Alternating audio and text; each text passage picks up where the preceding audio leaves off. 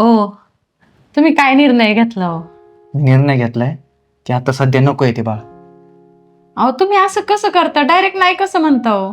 थोडं माझ्या बाजूने पण विचार करा ना. अगं थोडा माझ्या बाजून बी विचार कर. आता सध्या माझं कुठंच काही नाहीये आणि त्या बाळाला कुठून सांभाळू मी? अहो पण कुठंच काही नाही, हे आयुष्यभर संपणार आहे का? आयुष्यभर आहेच आहे, किती करा कमीच पडणार आहे.